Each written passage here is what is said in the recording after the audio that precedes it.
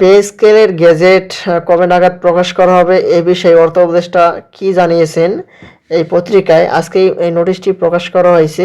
এখানে ডিসেম্বরে গেজেট প্রকাশ করা হবে কিনা বিস্তারিত এ প্রসঙ্গে বিস্তারিত কি আলোচনা করা হয়েছে আপনাদের মাঝে জানিয়ে দেওয়ার চেষ্টা করব। আশা করি ভিডিওটি মনোযোগ সহকারে শেষ পর্যন্ত দেখার চেষ্টা করবেন। আর আমাদের চ্যানেলটিতে নতুন হয়ে থাকলে অবশ্যই চ্যানেলটি সাবস্ক্রাইব করে পাশে থাকা বেল আইকনটি অন করে রাখবেন। এখন থেকে বিস্তারিত কি বলা হয়েছে। বলা হয়েছে যে সরকারি কর্মকর্তা কর্মচারীদের এই দাবির বিষয়ে অর্থ উপদেষ্টা ডক্টর সালেউদ্দিন আহমেদ বলেছেন, পে স্কেল ঘোষণা করা সহজ কাজ নয়, অনেকগুলো বিষয় জড়িত। কর্মচারীদের আলটিমেটামের মধ্যে এত কম সময়ে ঘোষণা করা সম্ভব হবে না, তবে আমরা কাজ করছি। আর বুধবার এটি আর কি পে স্কেল বাস্তবায়ন নিয়ে সংবাদ মাধ্যমকে এসব কথা বলেন তিনি। এর আগে রাজধানীর এক হোটেলে সোশ্যাল ডেভেলপমেন্ট ফাউন্ডেশন আয়োজিত সেমিনারে প্রধান অতিথির বক্তব্যে অর্থ উপদেষ্টা দেশের সামগ্রিক অর্থনীতি পরিস্থিতি এবং উন্নয়নের বিভিন্ন দিক নিয়ে আলোচনা করেন।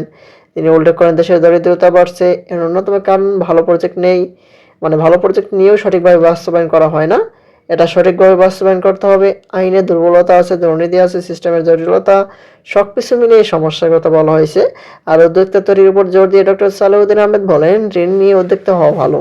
আর নারীরা উদ্যমী, হিসাবী, তারা ফ্যামিলি ওয়েলফেয়ারে খরচ করে বেশি, তাই তাদেরকে উদ্যোক্তা তৈরি করতে হবে।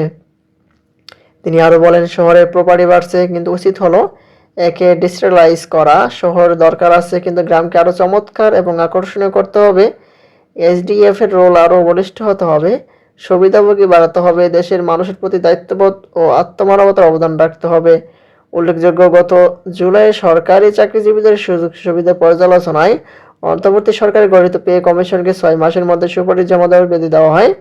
সেই হিসাবে কমিশনের হাতে সময় রয়েছে আগামী 14 ফেব্রুয়ারি পর্যন্ত। এর হচ্ছে নতুন পে স্কেল যে ঘোষণা করা হবে সেটি সর্বশেষ আপডেট। পরবর্তীতে এটি সম্পর্কে নতুন কোনো আপডেট আসা মাত্র আমাদের এই চ্যানেলটিতে পেতে অবশ্যই চ্যানেলটি সাবস্ক্রাইব করে রাখবেন।